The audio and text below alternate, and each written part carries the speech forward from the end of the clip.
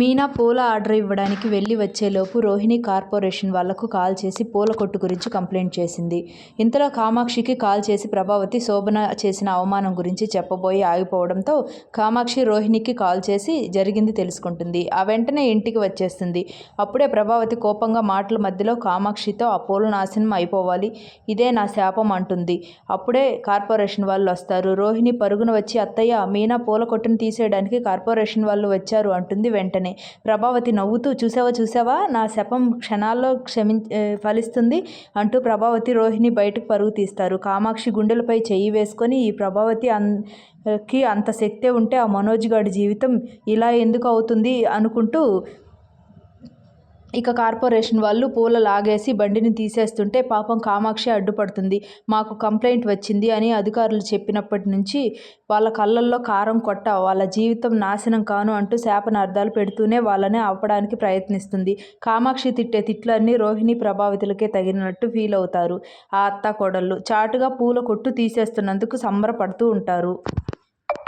ఇక మీనా వచ్చేసరికి ఇంటి ముందు రగడ చూసి పరుగున వచ్చి ఏమైంది అంటే కామాక్షి అంతా చెబుతుంది. దాంతో మీనా ఏడుస్తూ దీని మీద ఆధారపడే నేను చాలా అప్పులు చేశాను, ఈఎంఐ కట్టాలి, ఇలా ఎలా తీసేస్తారు అని ఏడుస్తూనే ఉంటుంది.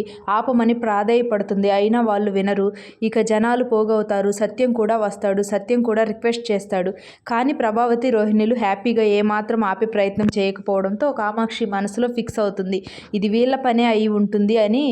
ఇక మీనా ఏడుస్తూ వాళ్ళు బండి పట్టుకుని వెళ్ళగానే బాలుకి కాల్ చేస్తుంది. బాలు వస్తాడు. మీనా బాలుని పట్టుకొని బాగా ఏడుస్తుంది. మీనా ఏడుస్తూనే ఉంటుంది. వాళ్ళు ఎవరు అనేది నేను ఖచ్చితంగా తెలుసుకుంటాను. జీవితంలో ఇలాంటి పని చేయకుండా చేస్తాను. వాళ్ళు ఎవరో తెలియాలి, మామూలుగా ఉండదు అని బాలు అంటుంటాడు బాధగా. అసలు వాళ్ళు మనుషులు అయితే కదా అంటుంది కామాక్షి కోపంగా. నువ్వు ఆగు కాసేపు అంటుంది కామాక్షిని ప్రభావతి. ఏంటి సంగతి? కొంపదీసి ఈ పని మీరు మీ అత్తాకోడలు కలిసి చేశారా ఏంటి? నా మీద ఎగురుతున్నారు అని అంటుంది. నువ్వు భలే జోకులు వేస్తావు కామాక్షి, కానీ నువ్వే రాదు అంటూ తెలివిగా తప్పించుకుంటుంది ప్రభావతి. మీనా ఎందుకు అంతలా ఏడుస్తున్నావు? ఏం కాదులే అని బాలు ఓదారుస్తూనే ఉంటాడు.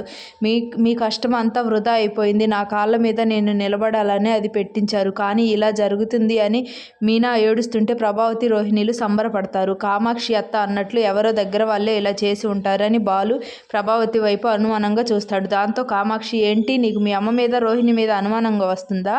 వాళ్ళనే అనుమానంగా చూస్తున్నా ఉంటుంది. వాళ్ళకి ఇంత సీన్ లేదత్తా అనేస్తాడు బాలు. మీనా నా బతికే ఇంత అని ఏడుస్తుంటే ప్రభావతి పొంగిపోతూ ఉంటుంది. ఇక సీన్ కట్ చేస్తే భోజనం చేయకుండా మీనా బాధగా పైకి వెళ్ళి ఏడుస్తుంటుంది.